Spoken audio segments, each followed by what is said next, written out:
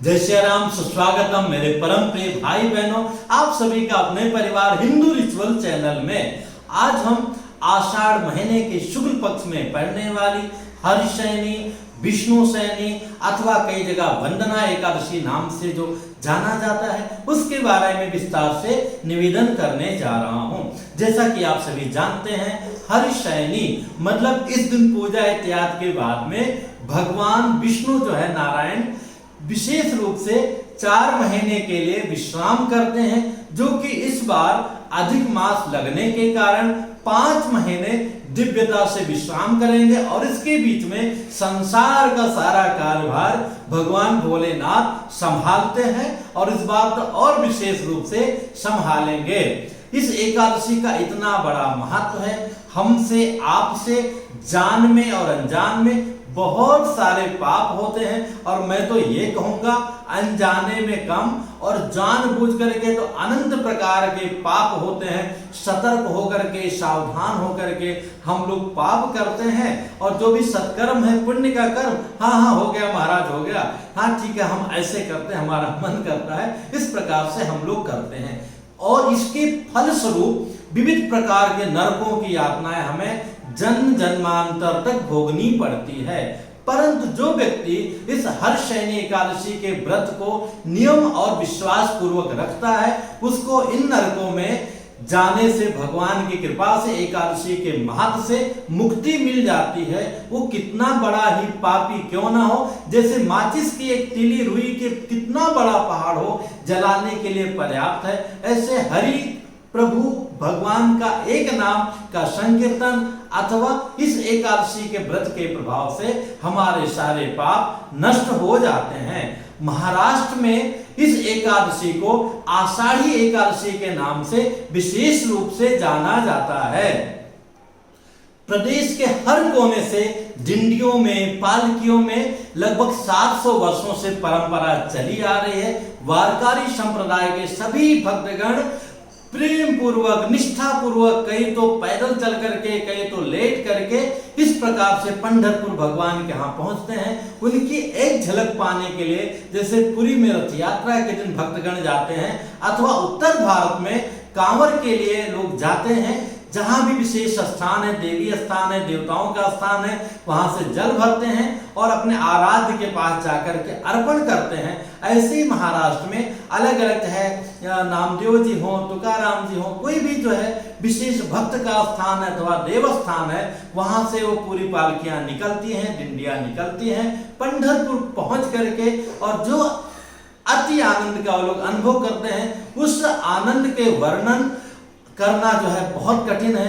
भगवान की कृपा से जब कभी विठलनाथ बुलाएंगे, पंढरपुर जाने का अवसर मिलेगा। मेरा भी दुर्भाग्य है, अभी तक मैं नहीं जा पाया। आप सबसे निवेदन है, कभी भी जाकर दर्शन अवश्य कीजिए। अगर इस बीच में जाने का अवसर मिले तो भगवान की बहुत बड़ी कृपा होगी।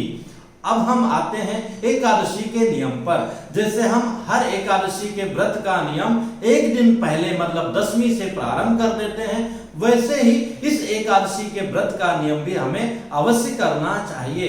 दशमी को ही एक समय भोजन, लहसुन, प्याज और मांस, मदिरा इत्यादि जो भी भक्षण की चीजें हैं, उन सबको जो है छोड़ते हुए, भगवान के जो है सेवा का भाव रखते हुए, ब्रह्मचर्य का पालन करते हुए एक समय भोजन करना चाहिए। वो भी बिना नमक के भोजन करने का नियम है।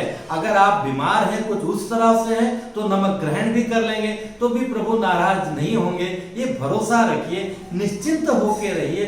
भगवान कभी हमारे जो है दुर्गुणों को नहीं देखते हैं, हमारी भक्ति को, हमारी अच्छाइयों को देखते हैं। अगर आप बीमार हैं, व्रत नहीं करेंगे तो भी आपको दोष नहीं लगेगा, पर व्रत करें अथवा ना करें, प्रयत्न कीजिए चावल, बैगन, मसूर का दाल, लहसुन, प्याज, गाजर इत्यादि का सेवन नहीं करना चाहिए। अन्य पदार्थों का सेवन आप कर सकते हैं। ये जो खाने पीने की चीजें हैं, जो वृद्ध हैं, बच्चे हैं, बूढ़े हैं अथवा किसी भी उम्र के जो है जवान भी हैं लेकिन वो रोगी हैं, बीमार हैं, उन सब के लिए पूरी छूट है। पर भगवान की कृपा से आपका स्वास्थ्य अच्छा है तो आपको जो है निश्चित एकादशी के व्रत का नियमतः पालन करके अपना उद्धार और कल्याण अवश्य करना चाहिए। अब बात ये आती है कि हम कैसे क्या करें। तो प्रातः काल जैसा भी संभव हो सूर्योदय के पहले हमें उठना चाहिए। कहीं भी पवित्र स्थान पर जा सकते हैं तो वहां जाकर स्नान करना चाहिए, नहीं अपने घर में ही। हाँ, इस व्रत में अथवा किसी भी व्रत में मंजन नहीं करना चाहिए। दातून एक बार आप कर सकते हैं पर उससे भी जो है रस अंदर चला जाता है, फिर भी मंजन नहीं करना चाहिए। एक नया ब्रश खरीद कर रखे रहिए, केवल व्रत वाले दिन जो है उस ब्रश को प्रयोग में कीजिए, बाकी दिन उसको अलग रखिए। नहीं तो उंगली से जय जय सिया राम एक दिन साफ कर लीजिए, कुछ भी फर्क नहीं पड़ेगा। हाँ, जिह्वा साफ करके एक बार कर सकते हैं क्योंकि ब्रश में कई बार वो अंश रह जाता है। स्नान में भी प्रयास कीजिए कि साबुन तेल इत्यादि न लगाएं, नारियल का तेल ग्रहण कर सकते हैं, उसके बाद स्नान कर लीजिए। और कोई भी पवित्र नदी का जल जो है बाल्टी में लास्ट में 2 बूंद अर्पण करके और जल मिला करके उससे स्नान कीजिए। इसके बाद में शुद्ध वस्त्र धारण करके, इसमें विष्णु भगवान की पूजा का बड़ा महत्व है, इसलिए प्रयत्न कीजिए पीला वस्त्र अथवा जो है गुलाबी वस्त्र इस तरह का धारण कीजिए अथवा जो भी भगवान ने दिया है, और श्रद्धा विश्वास पूर्वक नित्य से ज्यादा अपने भगवान को सजाइए। संभव हो तो इस एकादशी के दिन भगवान श्री सत्यनारायण भगवान की पूजा कीजिए, उसमें विष्णु भगवान की पूजा अपने आप हो जाती है। अथवा नहीं भी कर पाएंगे तो भी कोई बात नहीं, आपके यहाँ आचार्य पुरोहित आने में समस्या है तो ऑनलाइन दिन की सेवा आप ले सकते हैं। संध्या समय में पुनः भगवान की विशेष सेवा कर लीजिए। विशेष सेवा में क्या है, गर्मी का दिन है, पुनः उनको स्नान इत्यादि कराइए, सजाइए, जो भी संभव हो फल इत्यादि का भोग लगाइए।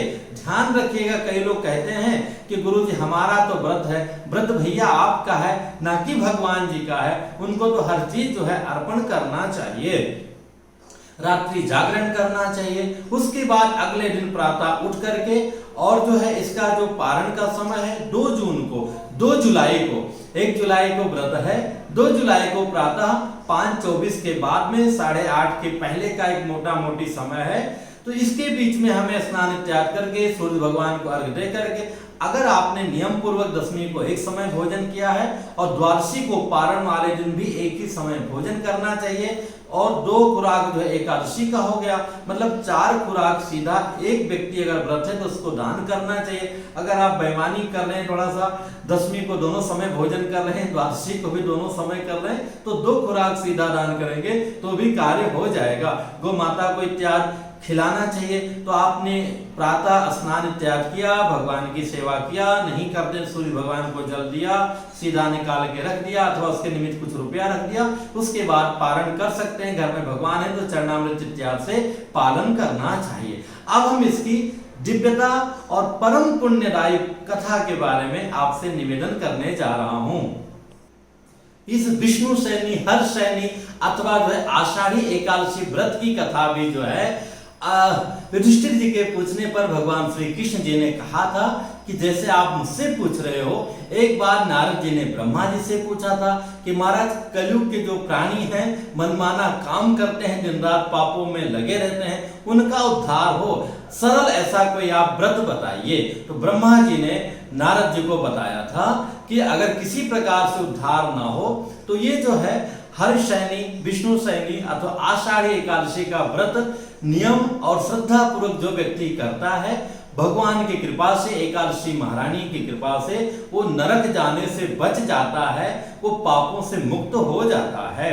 इसकी कथा बताते हुए युधिष्ठिर जी को कृष्ण जी कहते हैं कि अयोध्या के दिव्य नरेश जो है मानधाता जी थे, बड़े पुण्यात्मा थे, पूरी प्रजा को जो है पुत्रवत स्नेह करते थे। जैसे व्यक्ति अपने पुत्र को प्रेम करता है वो पूरी प्रजा को प्रेम करते थे।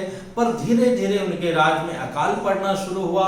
1 वर्ष, 2 वर्ष, 3 वर्ष पूरी प्रजा त्राह त्राह करने लगी। राजा बहुत दुखित हुए क्योंकि अकाल पड़ने के कारण जो है खेती इत्यादि में जो है अन्न इत्यादि मिलना बंद हो गया, जिसके कारण यज्ञ इत्यादि जो बड़े बड़े अनुष्ठान होते थे उस सब पर भी विराम लग गया। लोग त्राह त्राह करने लगे।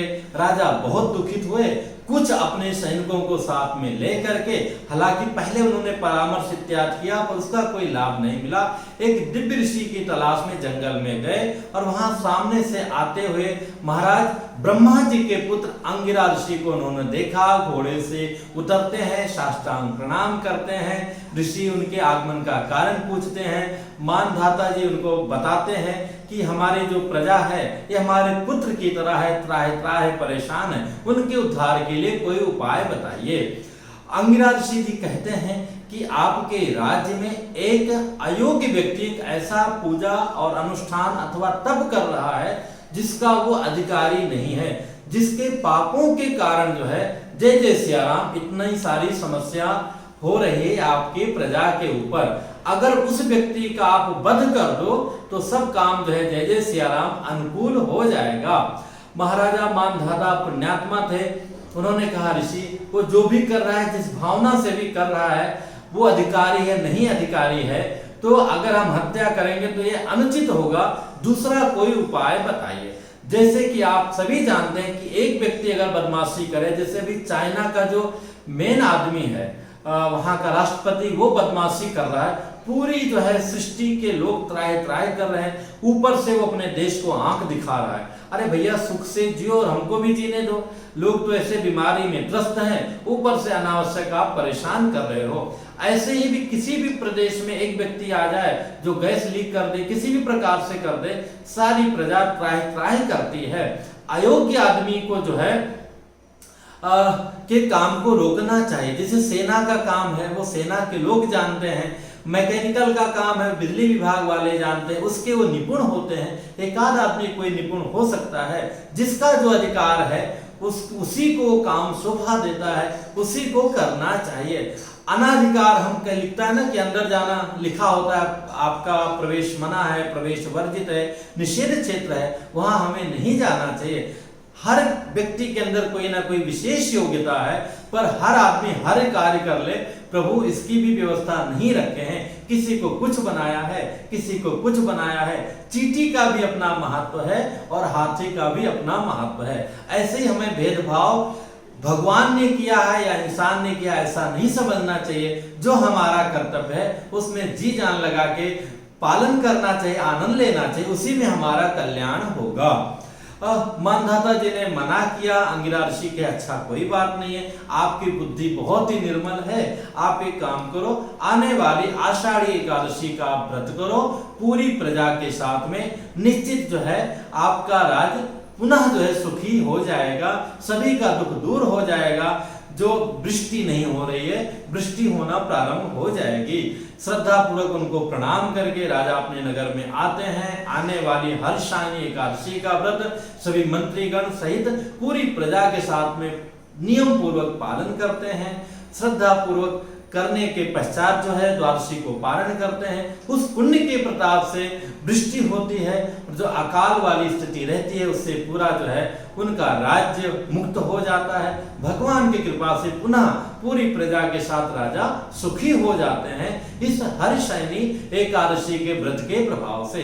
हम आप तो चाह करके भी उतने रावण के इतने बड़े पापी नहीं हो सकते हैं, क्योंकि रावण ने बहुत बड़ा पुण्य किया था। हम लोगों का पाप हमारे दृष्टि में बहुत बड़ा है, पर भगवान की दृष्टि में बहुत ही अल्प है, बहुत ही छोटा है। इसलिए आप जैसा भी संभव इस व्रत को अवश्य कीजिए। इससे संबंधित जो प्रश्न है आप कमेंट्स कीजिएगा, बताने का प्रयत्न करूंगा। फिर मिलूंगा एक नई जानकारी के साथ में। जय श्री राम।